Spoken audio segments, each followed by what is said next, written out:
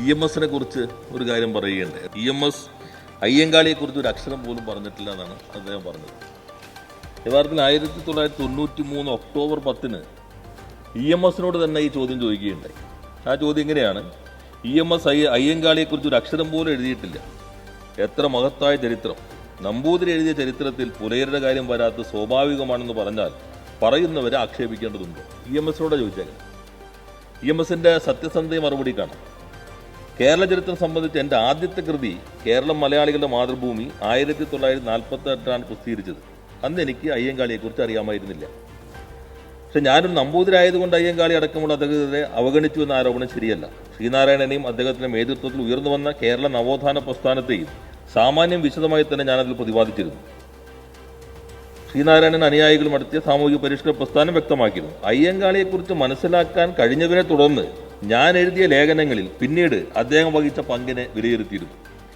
കേവലം അധകൃത സമുദായങ്ങളുടെ നേതാവായിരുന്നില്ല അയ്യങ്കാളി. അധകൃതരടക്കമുള്ള സവർണാവർണ ഹിന്ദുക്കളിലും മതന്യൂനപക്ഷങ്ങളിൽപ്പെട്ട കർഷക തൊഴിലാളി വർഗത്തിന്റെ ആദ്യകാല മേധാവായിരുന്നു അദ്ദേഹം. ഇതാണ് അയ്യങ്കാളിയെക്കുറിച്ച് EMS പറഞ്ഞത്. കേരളത്തിന്റെ ചരിത്രത്തിൽ ആദ്യമായി നടന്ന കർഷക തൊഴിലാളി പണിമുടക്കിന്റെ സംഘാടകൻ എന്ന നിലയ്ക്ക് ശ്രീനാരായണനേക്കാൾ ഒട്ടും കുറയാത്ത സ്ഥാനം കേരളത്തിന്റെ നവോത്ഥാനത്തിൽ അയ്യങ്കാളി പിടിച്ചെടുത്തു. ഈഴവരടക്കമുള്ള അവർണ സമുദായങ്ങളെ ജാതിയുടെ അടിസ്ഥാനത്തിൽ സംഘടിപ്പിച്ച ശ്രീനാരായണന്റെ തുടർച്ച തന്നെയായിരുന്നു അധകൃത ബഹുജനങ്ങളെ കർഷക തൊഴിലാളി വർഗമെന്ന നിലയ്ക്ക് സംഘടിപ്പിച്ച അയ്യങ്കാളി.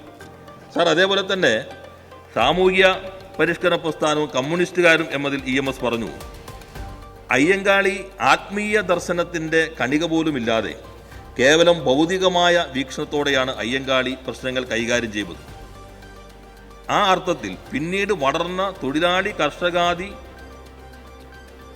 ബഹുജനങ്ങളുടെ സംഘടിത പ്രസ്ഥാനത്തിന് നാന്തി കുറച്ച മേധാവാണ് അയ്യങ്കാളി എന്ന് പറയാം. ഇതാണ് EMS വിലയിരുത്തൽ.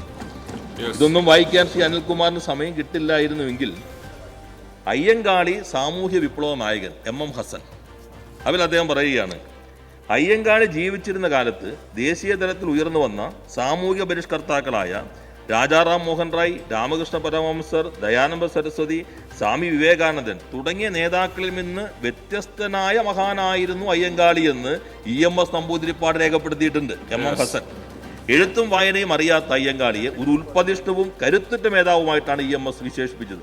MM ഹസൻ എഴുതിയതെങ്കിലും വായിച്ചിരുന്നെങ്കിൽ അദ്ദേഹം ഈ അബദ്ധം ഇതിനകത്ത് പറയില്ലായിരുന്നു. ബോധപൂർവം EMS തെറ്റായ രൂപത്തിലേക്ക് അവതരിപ്പിക്കാൻ നടത്തിയ ശ്രമം അങ്ങേറ്റ അപലപനീയമാണ്. അതുകൊണ്ടാണ് ഈ ഘട്ടത്തിൽ തന്നെ അത് തുറന്നു കാട്ടിയത്.